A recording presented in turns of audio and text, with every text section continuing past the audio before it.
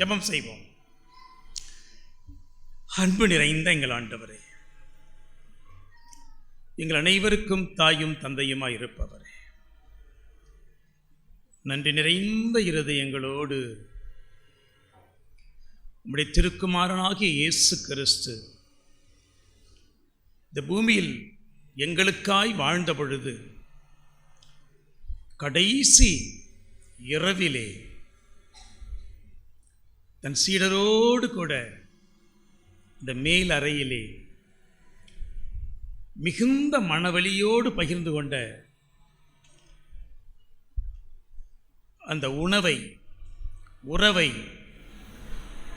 உடன்படிக்கையை நினைவு கூற, கொண்டாட, தரிசிக்க காத்திருக்கிறோம்.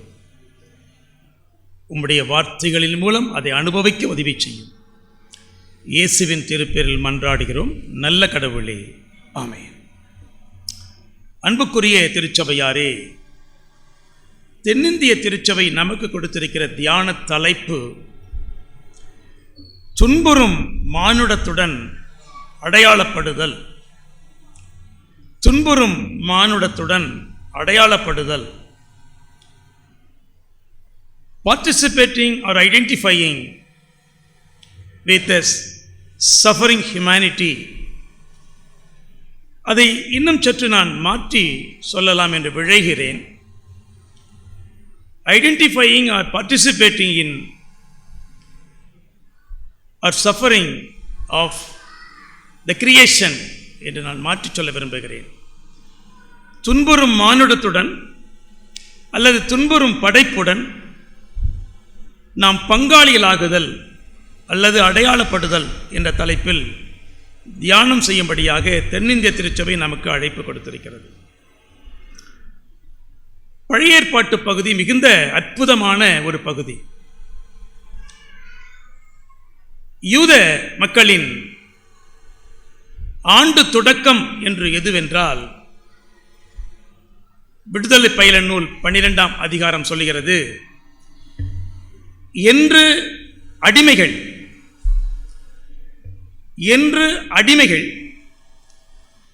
எகிப்திலிருந்து விடுதலையானார்களோ அந்த நாள் ஆண்டின் முதல் நாள். என்ன ஒரு அழகு பாருங்க! எப்போ வாழ்வு தொடங்குதான், என்று மானுடம் விடுதலை அனுபவிக்கிறதோ அது ஆண்டின் முதல் நாள். அல்லேலூயா, அல்லேலூயா. அது ஆண்டின் முதல் நாள். என்ன அழகா சொல்லுது பாருங்க! இந்த நாள் உங்களுக்கு ஆண்டின் முதல் நாளாக இருக்கட்டும். எந்த நாள்? நான் என்று விடுதலை உணர்வோடு விடுதலை அனுபவிக்கிறேனோ அது ஆண்டின் முதல் நாள். கடவுள் சொல்லுகிறார், வீட்டுக்கு ஒரு ஆடு. என்ன அழகான செய்தி பாருங்க! அது செம்மறியாகவும் இருக்கலாம், வெள்ளாடாகவும் இருக்கலாம். ஒரு கண்டிஷன் என்ன? ஒரு வீட்டுக்கு ஒரு ஆடு. ஒரு வீட்டில் இருக்கிறவங்க ஒரு ஆட்டினுடைய இறைச்சியை உண்ண முடியவில்லை என்றால் அவன் என்ன பண்ணணுமா? பக்கத்து வீட்டுக்காரனை கூப்பிட்டுக்கணுமா? ஆண்டவருடைய கண்டிஷனை பாருங்க. வீடுதோறும் கட்டளை யாருக்கு? மோசேயின் மூலம் இஸ்ரவேல் மக்களுக்கு. இஸ்ரவேலில் இருக்கின்ற அத்தனை தந்தைகளும், see the word, அத்தனை தந்தைகளும், the head of the family, வீட்டுக்கு ஒரு ஆடு பலி கொடுக்க வேண்டும். அந்த பலியின் இரத்தத்தை நிலை கதவில் பூச வேண்டும். அந்த இறைச்சியை உண்ண உன் வீட்டில் ஆள் இல்லை என்றால், நல்ல வேலை அன்னைக்கு ஃப்ரிட்ஜ் இல்லை, இருந்திருந்தா 10 நாள் வச்சிருப்பான் நம்ம ஆடு. மடக்கி உள்ள வச்சிருவான். எதை? ஆட்டையே. இந்த பிரியாணி படுற பாடு இருக்குது பாருங்க, அந்த வானலே வலிக்குதுன்னு சொல்லுது. சுரண்டுனது போதுண்டா விட்டுன்னு சொல்லுது வானல். பாவத்தின் உச்சம் ஃப்ரிட்ஜ். பாவத்தின் உச்சம் ஃப்ரிட்ஜ், பாவத்தின் உச்சம் டிவி, பாவத்தின் உச்சம் செல்போன், இதெல்லாம் பாவத்தின் உச்சம். கருவியாய் பயன்படுத்தும் வரை நல்லது, சுயநலத்திற்காய் பயன்படுத்தினால் அது பாவம். ஆள் இல்லை என்றால் மிச்சம் வைக்கக்கூடாது, ஒரு எலும்பு கூட மீறக்கூடாது. பக்கத்து வீட்டை கூப்பிட்டு உள்ள வச்சுக்க. பக்கத்து வீட்டில் போய் கூப்பிடுறான், பக்கத்து வீட்டுக்காரன் சொல்றான், நான் யாக்கோபுடா, நீ ஈசாக்கு. ஈசாக்கு வீட்டில் ஆடு வெட்டும் போது யாக்கோபு வீட்டில் வெட்டணுமா வெட்ட வேணாமா? என் வீட்டு வாசல் ரத்தம் பூசணுமா பூச வேணாமா? நான் என்ன அவ்வளவு நான் சொல்ல மாட்டாது, உன் வேலை நீ பார். அப்ப இஸ்ரவேலில் இருக்கிற 6 லட்சம் ஆண்களும் 6 லட்சம் ஆண்களும் ஆடு வெட்டிட்டான். சாப்பிட்றதுக்கு யார் இல்லை, ஆள் இல்லை. உலகத்தின் ஸ்லேவ் மார்க்கெட், உலக வரலாற்றில் உலகத்தின் அடிமை சந்தை என்று அடையாளப்படுத்தப்பட்ட முதல் நாடு எகிப்து. Slave market. Very later South America, today India. உலகத்திலேயே அதிக அடிமைகள் இருக்கிற, இன்று இருக்கிற அடிமைகள் இருக்கிற நாடு எது தெரியுமா உங்களுக்கு? இந்தியா தான், அதுலேயும் தமிழ்நாடு தான். அதனால தான் உலகத்தில் இருக்கிற அத்தனை கம்பெனி எங்க இருக்கிறான்? நம்ம ஊர்ல இருக்கிறான். ஏன்? இங்க தான் அடிமாட்டுக்கு விலைக்கு. ஆமாங்க, அங்கதான் கேட்கிறான், எவ்வளவு எதிர்பார்க்கிறீங்கன்றான். எங்க போன பிறகு, இன்றைக்கு போன பிறகு தான் கேட்கிறான், டேக் ஹோம் எவ்வளவு எதிர்பார்க்கிறீங்கன்றான். பார்கெயின் பண்றான். இந்த அடிமை நமக்கு உதவுமா உதவாதான் முடிவு பண்ணிடுறான். உலகத்தின் ஸ்லேவ் மார்க்கெட் எகிப்து. உலகத்தில் இருக்கின்ற அத்தனை அடிமைகளும் இருந்த இடம் எகிப்து. கடவுள் பாருங்க, என் கடவுள், உங்கள் கடவுள், திருமறையின் கடவுள் அடிமைகளை விடுதலை செய்கிறார். பாரம்பரியமாக திருச்சபை சொல்லிக் கொண்டிருப்பது, கடவுள் யாரை விடுதலை செய்தார்? இஸ்ரவேல் மக்களை. ஆனால் திருமறை சொல்லுகிறது, எகிப்தில் இருந்த அத்தனை அடிமைகளின் கண்ணீரை துடைத்தவர் நம் கடவுள். அத்தனை அடிமைகளின் கூக்குரலை கேட்டவர் நம்முடைய கடவுள். அல்லேலூயா. Not only one tribe or one clan or one family. மாறாக உலகத்தின் அனைத்து அடிமைகளின் கண்ணீரையும் கூக்குரலையும் கேட்கிற நம்முடைய கடவுளாயிருக்கிறார். சகரியா 3:10 சொல்லுகிறது, உன் அத்திப்பழ தோட்டத்திலே, உன் திராட்சை தோட்டத்திலே அனைத்து மக்களும் இளைப்பாற இடம் கொடு. உன் அத்திமர நிழலிலே, உன் திராட்சை தோட்டத்திலே அனைத்து மக்களும் இளைப்பாற இடம் கொடு. அது உனக்கு மட்டும் சொந்தம் கிடையாது, எல்லாரும் இளைப்பாறட்டும். ஆகவே தான் இயேசு சொல்லுவார், மத்தேயு நற்செய்தியிலே 11ஆம் அதிகாரத்திலே 10ஆம் அதிகாரம் 11:28 என்று நினைக்கிறேன், சுமை சுமந்து சோர்வுற்றிருப்போரே எல்லோரும் என்னிடத்தில் வாருங்கள். சுமை சுமந்து சோர்வுற்றிருப்போரே எல்லோரும் என்னிடம் வாருங்கள். மத்தேயு 11:28 தான் அது. என் நுகம் எளியது, என் சுமை லேசு, என்னிடத்தில் கற்றுக்கொள்ளுங்கள் என்று இயேசு சொல்லுவார். அனைவருக்கும் இளைப்பாறுதல் தருகிற கடவுளாய் நம்முடைய கடவுள் இருக்கிறார். அதனால தான் விடுதலை பயண நூல் எக்ஸோடஸ் 12:38 சொல்லுது, அவர்களோடு கூட. யாத்திராகமம் 12:38 அவர்களோடு கூட வேறு அநேக இன மக்களும், not only Israel community liberated on the day, but rest of all slaves, அவர்களோடு கூட வேறு அநேக இன மக்களும் அந்த நாளில் விடுதலை ஆனார்கள். அடுத்த குறிப்பு என்னாகமம் 11:4 நம்பர்ஸ் 11:4 சொல்லுது, கடவுளே கடவுளே, எங்களுக்கு மட்டும் காடை சாப்பிடணும்னு ஆசை நினைக்காத. இந்த ஆசையே தூண்டி விட்டவன் யாரு தெரியுமா? என்ன ஆகும்? 11:4 சொல்லுது, என் கூட விடுதலை பண்ணினியே அந்நியர்கள், அவங்களுக்கு தான் என்ன ஆசையா? கறி சாப்பிடணும் ஆசையா. ஸோ கோ டிராவலர், விடுதலையான இஸ்ரேல் மக்களோடு கூட பயணப்படுறவங்க யாரு? அந்நியர்களும் பயணப்படுறாங்க. அவங்க தான் கேட்குறாங்களாம், எங்களுக்கு சாப்பிட்றதுக்கு என்ன வேணும்ட்டு? இறைச்சி வேணும்ட்டு. பைபிள் அழகாக சொல்லுது பாருங்க. விடுதலை செய்ததோடு அவர்கள் போய்விடவில்லை, மாறாக இஸ்ரேல் மக்களோடு சேர்ந்து பயணப்படுகிறார்கள். மூன்றாவது குறிப்பு, மோசேயின் சட்டம் வாசிக்கப்படுகிறது. யோசுவா 8:33-34. மோசேயின் சட்டம் வாசிக்கப்படுகிறது யோசுவா காலத்தில். மோசேயின் சட்டம் யோசுவா காலத்தில் வாசிக்கப்படுகிறது. அப்படி வாசிக்கப்படுகின்ற பொழுது இஸ்ரவேல் மக்களோடு கூட யாரும் டிராவல் பண்றது, யாரும் நிக்கிறது, யாரும் கேட்கிறது? அந்நியரும் கேட்கிறார்கள். மோசேயின் சட்டங்களை வாசிக்க வாசிக்க இஸ்ரவேல் மக்களும் கேட்கிறார்கள், அந்நியர்களும் கேட்கிறார்கள். ஆகவே தான் யோசுவா சொல்லுவார் 24ஆம் அதிகாரம் 15ஆம் வாக்கியத்திலே, நானும் என் வீட்டாருமோ என்றால் நீங்கள் யாரை சேவிக்கப் போகிறீர்கள்?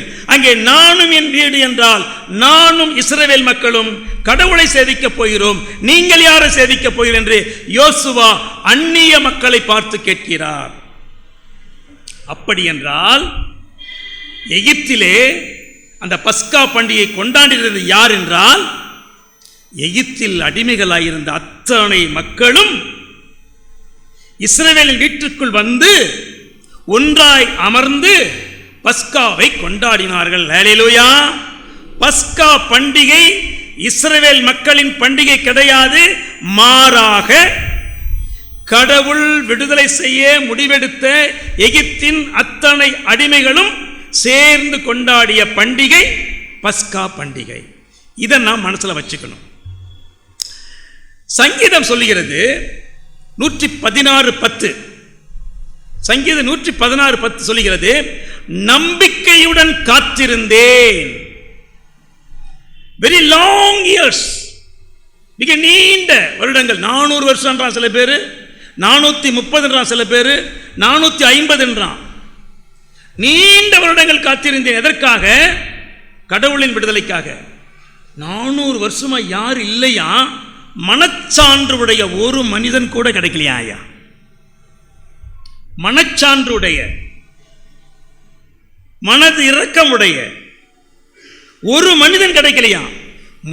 முதல் கிடைத்த மனிதனே மோசே தானங்க. ஏன்? அவன் தான் என்ன பண்ணானா, ஒரு எகிப்திய யார் அடிச்சானா? ஒரு எபிரேயன் அடிச்சுட்டானா. உடனே என்ன பண்ணிட்டான் மோசே? யார் அடிச்சிட்டாரு? எகிப்தின் அடிச்சார். ஒரே அடிதான் மோசே அடிச்ச வேகத்திலேயே யார் விழுந்துடுது கீழே? எபிரேயன் கீழே விழுந்துட்டான், அங்கேயே செத்துட்டான். சத்தம் போடா மோசே என்ன பண்ணிட்டான்? அவரை என்னங்க முழிக்கிறீங்க? அங்கேயே புதைச்சிட்டான், போயிட்டான், சத்தம் போடாத போயிட்டான். 2வது நாள் போனா 2 எபிரேயன் அடிச்சுக்கிறான். மோசே போய் கேட்டான், ஏண்டா அவன் தான் உங்களை அடிக்கிறானே, உங்களுக்குள்ள ஏண்டா அடிச்சுக்கிறீங்கன்னு கேட்டான். அப்ப அவன் சொன்னான், ஏண்டா நேத்து அவனை அடிச்ச மாதிரி இன்னைக்கு உண்மை தெரிஞ்சிச்சுன்னு அப்ப பிடிச்சான் ஓட்டம் மோசே மீதியானுக்கு. அப்பதான் கடவுள் கண்டுபிடிச்சாரு, மனசாட்சி உள்ள ஒருவன் கிடைத்து விட்டான். இந்த அடிமைகள் காத்திருந்தார்களே நீண்ட வருடங்கள், அதற்கு விடை கிடைத்து விட்டது. இந்த மோசேயை கொண்டு மனச்சான்றுடைய, மனதில் ஈரமுடைய, மனதில் இரக்கமுடைய, மனதில் அன்புடைய, விடுதலை வேட்கையுடைய, கண்ணீரை துடைக்கிற, அழுகுறையை கேட்கிற ஒரு மனிதன் கிடைத்து விட்டான் என்று மோசேயின் மூலமாக கடவுள் விடுதலையை கொடுக்க தீர்மானம் செய்தார். அதை நினைவு கூறுகிற பண்டிகை பஸ்கா பண்டிகை. ஆகவே தான் இயேசு சொல்லுவார், இந்த பண்டிகை கொண்டாட நான் மிகவும் ஆசையாயிருந்தேன். ஏன் ஆசையாயிருந்தாரு அப்படின்னா, இயேசு பணி செய்ய தொடங்கின பிறகு ஒரு முறை கூட அவர் எருசலேம் செல்லவில்லை. ஏனென்றால் பணி செய்ய தொடங்கின நாளில் இருந்து இயேசுவை கொலை செய்ய வகை தேடினார்கள். ஏன் வகை தேடினார்கள்? மத்தேயு 4:12 படிக்க வேண்டும். அங்கே ஒரு செய்தி வருகிறது. என்ன செய்தி? திருமுழுக்கினர் யோவான் கைது செய்யப்பட்டு சிறையில் வைக்கப்பட்டு விட்டான். மத்தேயு 4:12. போதுமா டைம் இல்லை எனக்கு. திருமுழுக்கினர் யோவான் ஏரோதால் கைது செய்யப்பட்டு சிறையில் அடைக்கப்பட்டு விட்டான் என்ற செய்தி இயேசு கேள்விப்பட்டார். இயேசுவை உலகத்திற்கு அறிமுகப்படுத்தினவன், இயேசுவுக்கு திருமுழுக்கு அடித்தவன், இயேசுவுக்கு இறைப்பணியில் பயிற்சி அளித்தவன், இயேசுவுக்கென்று வழியை ஆயத்தம் செய்தவன், அவன் கைது செய்யப்பட்டு விட்டான் என்று கேள்விப்பட்டவுடன் இயேசு என்ன செய்திருக்க வேண்டும்? தன் உயிரை காப்பாற்ற ஓடி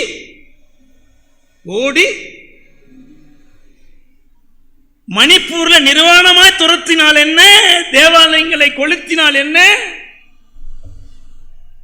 பெத்லகேமில் திருச்சபை இடியுண்டால் என்ன, நாம் நிம்மதியாய் தமிழ்நாட்டிலே திருச்சபையிலே இல்ல கதவுகளை பூட்டிக் கொண்டு முழங்கால் படியிட்டு கடவுளே மணிப்பூர் மக்களை. ஆனால் இயேசு அப்படி செய்யவில்லை. எந்த வார்த்தையை சொன்னதற்கால் யோவான் கைது செய்யப்பட்டு விட்டாரோ அதே வார்த்தை யோவான் சொன்னார், மனம் திரும்புங்கள், கடவுள் அரசு மிக அருகில் இருக்கிறது. அதே வார்த்தை எடுத்துக்கொண்டு இயேசு ஆரம்பித்தார், மனம் திரும்புங்கள், கடவுள் அரசு சமீபமாக இருக்கிறது என்றார். யோவானை கைது செய்தால் நாங்கள் அஞ்சு விடுவோமா? நான் தயார், அதே பணியை நான் தொடர்ந்து செய்வேன் என்று சொன்ன இயேசு. ஆகவே தனக்கும் யோவானுக்கு ஏற்பட்ட நிலை ஏற்படும் என்று பணி தொடங்கிய முதல் நாளே இயேசுவுக்கு தெரியும். காத்திருந்தார் இயேசு. இயேசு எருசலேமுக்கு முதல் முறையாய் போகிறார். சாதாரணமா போகல, திரளான கூட்டம், ஆயிரக்கணக்கான மக்கள். ஊர்வலம் புறப்பட்டது பிலிப்பு செசரியாவில் தான் என்ற இடத்தில். அங்குதான் எரோபியாம் காலத்தில் பலிபீடம் இருந்தது இஸ்ரவேல் மக்களுக்கு. அங்கு புறப்படுகின்ற ஊர்வலம் எருசலேமில் நிறைவடைகிறது. பஸ்கா பண்டிகை வருகிறது. திருமறை ஆழ்ந்து படியுங்கள், அற்புதமான செய்தி இருக்கும். என்ன அற்புதம்? ஐயா, 6 லட்சம் இஸ்ரவேல் ஆண்கள் பஸ்கா பண்டிகை கொண்டாடினாங்களாம். அவர்களோடு கூட பல லட்சக்கணக்கான அந்நிய அடிமைகளும் கொண்டாடினாங்களாம். ஆனா யாருக்கு நியூஸ் போகலையா? யாருக்கு நியூஸ் போகல? பார்வோனுக்கு நியூஸ் போகல. ஏன்? எவ்வளவு தூரம் ரகசியமா, எவ்வளவு சீக்கிரசி மெயின்டைன் பண்ணியிருந்தாங்கன்னா, கிட்டத்தட்ட 10 லட்சம் பேர் சேர்ந்து நடத்துகிற ஒரு பண்டிகையை பற்றிய செய்தி யாருக்கு போகவில்லை? எகிப்திய அரசனுக்கே போகவில்லை என்றால் அந்த மக்களிடமிருந்த சாலிடாரிட்டி. அல்லேலூயா சொல்லுங்க, சொல்லுங்க. எனக்கு அருமையான திருச்சபை மக்களே, கடவுளின் பிள்ளைகளே, கடவுள் நம்மிடமும் அப்படிப்பட்ட சீக்கிரசி, ரகசியம் காத்தல், சாலிடாரிட்டியை கர்த்தர் நம்மிடமும் எதிர்பார்க்கிறார். நம்மிடம் எதிர்பார்க்கிறார்.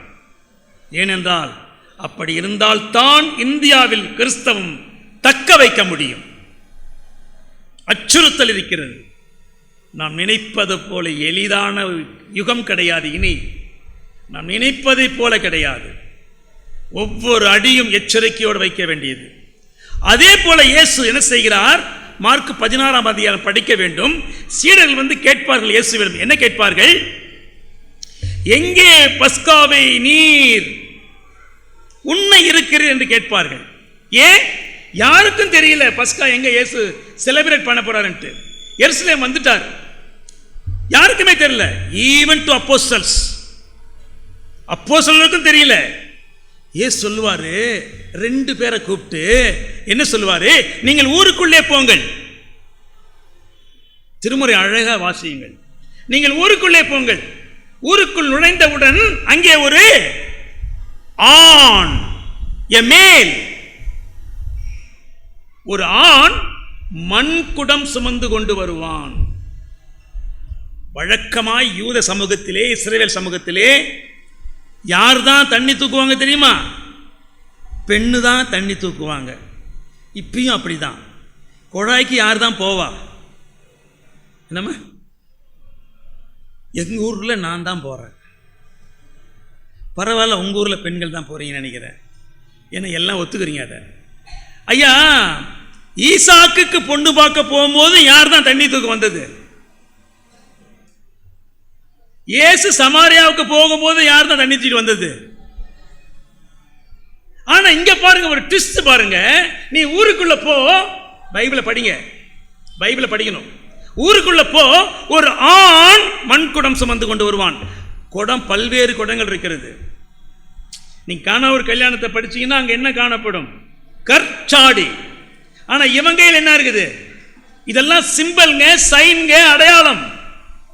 இயேசுவின் மூமெண்ட், இயேசுவின் இயக்கம். நீங்களும் நானும் நினைப்பதை போல அப்படியே கார்ல வந்து சர்ச்சுக்குள்ள வர இயக்கம் கிடையாது. ஒவ்வொரு அடியும் ஆபத்தாய் இருந்தது. சொல்லி அனுப்புகிறார், போ, ஒருவன் மண் குடம் சுமந்து கொண்டு வருவான், அவங்கிட்ட பேசவே கூடாது. ஏன்னா அவனுக்கும் எனக்கும் கனெக்ஷனே கிடையாது. என்ன நடக்குதுன்னு அவனுக்கே தெரியாது, உனக்கும் தெரியாது. ஆகவே என்ன செய்யணும்? அவன் பின்னாலேயே போ, எந்த வீட்டிற்குள் நுழைகிறானோ அந்த வீட்டிற்குள் நீ நுழை. யார்கிட்ட விசாரிக்கணுமா? வீட்டு எஜமான்ட்ட கேளு.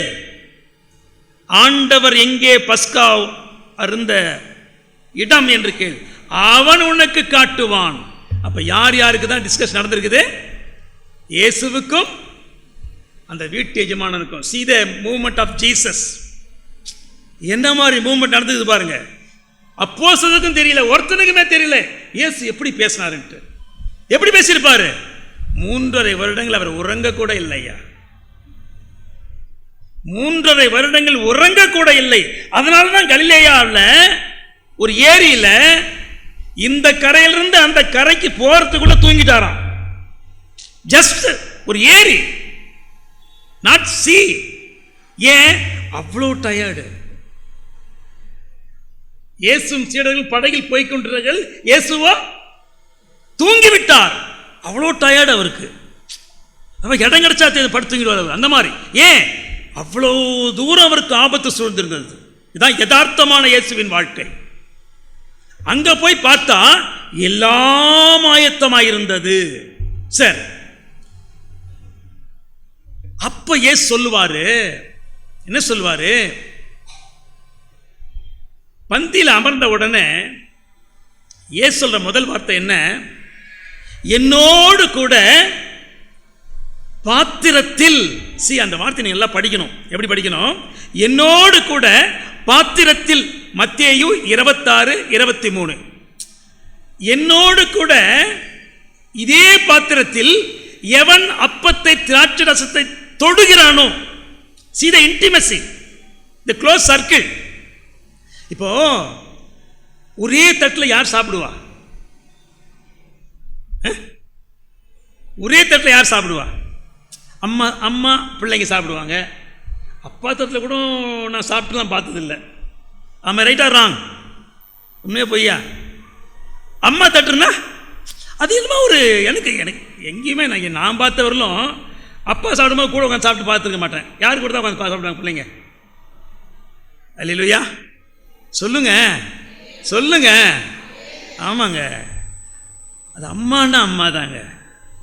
எனக்குலாம் எங்கள் சின்ன வயசில் எங்கள் அம்மா அப்படி அந்த சாப்பாட்டை மொத்தமாக போட்டு பிசைஞ்சு பிள்ளைங்களை உட்கார என்ன பண்ணுவாங்க? அதை அனுபவிச்சா கை தூக்குங்க. அம்மா சாப்பாடு உருட்டி கொடுத்து சாப்பிட்டவங்க. மீதி பேர்லாம் பாவம். ஐயோ, நாங்களாம் பிளெஸ்ஸட் மதர். எங்களுக்கெல்லாம் பிளெஸ்ஸட் மதர். அந்த சாப்பாட்டை பிசைஞ்சு பிள்ளைங்களை உட்கார வச்சு அந்த அந்த கொடுத்து சாப்பிடும்போது ரொம்ப கம்மியாக இருந்தால் கூட ஒரு திருப்தி வரும் பாருங்க. ரொம்ப கம்மியாக இருக்கும் உணவு, ஆனால் ஒரு சாட்டிஸ்ஃபேக்ஷன் இருக்கும். இப்போ நிறைய இருக்குது, ஆனால் என்ன இல்லை? ஒரு திருப்தி இல்லை. ஏன்? அந்த உணவில் அன்னைக்கு அன்பு இருந்துச்சு. இன்னைக்கு உணவுல பணம் இருக்கிறது, ஆனால் என்ன இல்லை? அன்பு இல்லை, உறவு இல்லை, பாசம் இல்லை. இன்னைக்கு ஏன் சொல்லுவார் பாருங்க, என்னோடு கூட.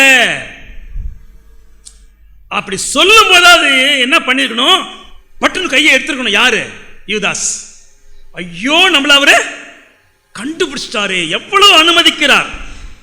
தானும் இயேசுவும் ஒரே பாத்திரத்தில் சாப்பிடுற அளவுக்கு நட்பு, உறவு, அன்பு, நம்பிக்கை. அப்ப கூட சொல்றாருங்க, என்னோடு கூட ஒரே பாத்திரத்தில் உணவு அருந்துகிறவனே என்னை காட்டி கொடுக்க போகிறான். நோ டிரான்ஸ்பர்மேஷன், மனமாற்றமே இல்லை அவனுக்கு. இயேசு சாப்பிட உட்கார்றாரு. அப்பத்தை எடுத்தார், நன்றி செலுத்தினார், அதை பிட்டு கொடுத்தார். என்னை நினைவு கூறுங்கள் என்று சொன்னார். பாத்திரத்தை எடுத்தார், நன்றி செலுத்தினார், அவர்களுக்கு கொடுத்தார், என்னை நினைவு கூறுங்கள் என்று சொன்னார். இது புதிய உடன்படிக்கை உரிய பாத்திரம் என்று சொன்னார். அதோட ஃபுல் ஸ்டாப் வச்சிடறோம் நாம. Yes, no doubt, a new covenant. என்ன நியூ கவர்னன்ட்? ஓல்டு கவர்னன்ட் என்னன்னா, நீ உலகத்திற்கு ஆசீர்வாதமாய் இருப்பாய். எனக்கு அருமையான கடவுளின் உறவுகளே, கவனிங்க. பழைய உடன்படிக்கை என்னவென்றால், நீ உலகத்திற்கு, ஆபிரகாம் உடன்படிக்கை, உன் மூலம் பூமியின் சந்ததி எல்லாம் என்ன பண்ணப்படும்? சத்தமா சொல்லுங்க, கேட்கல எனக்கு, கேட்கலமா எனக்கு. அப்பா, உன் மூலம் பூமியின் சந்ததி எல்லாம் ஆசீர்வதிக்கப்படும். இது ஆபிரகாமுக்கோடு செய்யப்பட்ட உடன்படிக்கை. ஆனா புதிய உடன்படிக்கை அப்படி இல்லைங்க. இது என்ன? Participating in suffering humanity, participating in suffering creation. துன்புறும் மானுடத்தோடு, துன்புறும் படைப்போடு நாம் பங்காளர்களாகுதல். ஏன்? இயேசு பங்காளராய் இருக்கிறார். எப்படி சிம்பல் எப்படி சொல்றாரு தெரியுமா? பாத்திரத்தை எடுத்து, பைபிள் சொல்லுது, வசனம் சொல்லுது, போய் படிச்சு பாருங்க. பாத்திரத்தை எடுத்து நன்றி செலுத்தி அவர்களிடம் கொடுத்து, உங்களுக்குள் இதை பகிர்ந்து கொள்ளுங்கள். பாத்திரத்தை எடுத்து he lifted up himself. இயேசு தன்னைத்தானே. எனக்கு பிரியமான கடவுள் மக்களே, இதான் கிளைமேக்ஸ். இந்த யூக்கரிஸ்ட் டே அன்னைக்கு கிளைமேக்ஸ் இதுதான். இயேசு தன்னைத்தானே, he himself lifted up, தன்னைத்தானே உயர்த்தி பிடித்து. ஏன்? once, பிலிப்பியர் 2:7, he himself made empty. எப்ப கீழே வந்தாரோ, வானத்திலிருந்து கீழே, அப்போ he himself made empty. கீழே வரும்பொழுது இப்ப என்னவா? he himself lifted up, தன்னைத்தானே உயர்த்தி யார்கிட்ட கொடுத்தாரா? அப்ப ஒப்புவிக்கப்பட்டது யார் என்றால், நம்மிடம் ஒப்படைக்கப்பட்டிருக்கிறது. இந்த பாத்திரமோ ரத்தமோ அப்பமோ கிடையாது, மாறாக கிறிஸ்து நம்மிடம் ஒப்படைக்கப்பட்டிருக்கிறார். எனக்கு பிரியமான கடவுளின் மக்களே, ஒப்படைக்கப்பட்டிருப்பது கிறிஸ்து. பாத்திரத்தை கையில் கொடுத்து பகிர்ந்து கொள்ளுங்கள். Share my life, share my personality, share my attitude, share my suffering. நான் எப்படி வாழ்ந்தேனோ, நான் எப்படி இருந்தேனோ அது போல நீங்களும் இருங்கள் என்று தன் வாழ்க்கையை இயேசு ஒப்படைத்தார்.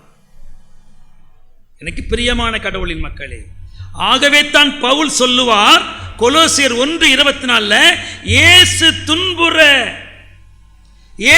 துன்புற வேண்டிய துன்பத்தின் குறைவை நான் துன்புற்று நிறைவு செய்வேன். கொலோசியர் 1:24. இயேசு எந்த துன்பத்தை அடையவில்லையோ, இயேசு எந்த துன்பத்தை சந்திக்கவில்லையோ, அந்த துன்பத்தை, அந்த துயரத்தை, அந்த வேதனையை, அந்த அவமானத்தை நான் சந்தித்து நான் நிறைவு செய்வேன். என் இயேசுவுக்காக நான் வாழ்வேன் என்று பவுல் சொல்லுவார். என்ன அற்புதம் பாருங்க. ஏன்? ரோமர் புத்தகம் சொல்லுகிறது 8ஆம் அதிகாரத்தில் 19ஆம் வாக்கியம், the creation is longing for the revealing of children of God. படைப்பு பேராவலோடு ஏங்கிக் கொண்டிருக்கிறதாம். படைப்பு பேராவலோடு ஏங்கிக் கொண்டிருக்கிறதாம். எதுக்கு படைப்பு ஏங்குதான்? யாராவது ஒரு மனுஷன் கிடைக்க மாட்டானா? அதுல என்ன மனுஷனா? கடவுளின் மகன். ரோமர் 8:19 என்ன அழகா சொல்லுது பாருங்க. The creation is longing. படைப்பு பேராவலோடு ஏங்கிக் கொண்டிருக்கிறது. For what? For the revealing of children of God. கடவுளின் மக்கள் வெளிப்பட மாட்டார்களா? எனக்கு பிரியமான கடவுளின் மக்களே, ஆண்டவராய் இயேசு கிறிஸ்துவின் திருவிருந்தில் பங்கு கொள்ள போகும் நாம், அவருடைய சரீரத்தையும் இரத்தத்தையும் பெற்றுக்கொள்ளப் போகிற நாம், உலக உளவியல் சொல்லுகிறது, எதை உண்ணுகிறாயோ அதுவாய் மாறுவாய். எதை உண்ணுகிறாயோ அதுவாய் மாறுவாய். எனக்கு சமீபமாக டாக்டர் கொடுத்திருக்க advice, don't take tomato, don't take banana. ஏன் சொல்லுங்க பார்க்கலாம்? Don't take tender coconut. ஏன்னா அதெல்லாம் அதிகமா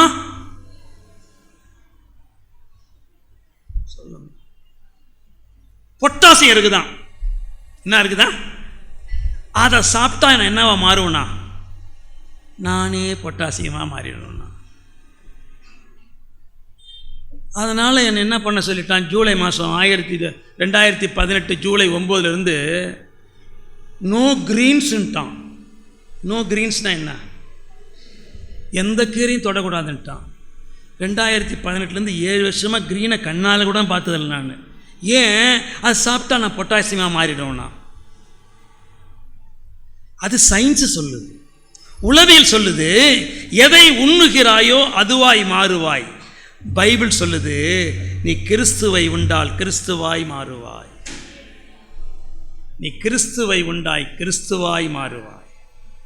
எனக்கு பிரியமான கடவுளின் மக்களே, உன் வாசற்படியில் இன்று கதவில் இயேசு தட்டுகிறார். எனக்கு திறக்க மாட்டாயா? என்னோடு உறவாட மாட்டாயா? என்னோடு பங்காளராக மாட்டாயா? எனக்கு நண்பனாக மாட்டாயா? என் மக்கள் காத்திருக்கிறார்கள், என் படைப்பு காத்திருக்கிறது. தவிக்கிறது என் ஜனம், தவிக்கிறது என் படைப்பு. போவதற்கு ஒருவரும் இல்லை. வா, என் உடலையும் என் ரத்தத்தையும் பெற்றுக்கொள், உன் பலப்படுத்திக்கொள், தைரியமாயிரு, உலகத்தில் கடந்து செல். உன் வாழ்விலும் இந்த நாள், இந்த பஸ்கா திருநாள், இந்த புதிய உடன்படிக்கை நாள் நம் வாழ்நாளில் முதல் நாளாயிருக்கட்டும். நாம் விடுதலை பெறுகின்ற நாளாக, இந்த உலகத்திற்கு விடுதலை அளிக்கிற நாளாக இருக்கட்டும். கர்த்தர் நம்மை ஆசீர்வதிப்பாராக. ஆமீன். ஜெபம் செய்வோம். அன்பு நிறைந்த எங்கள் ஆண்டவரே,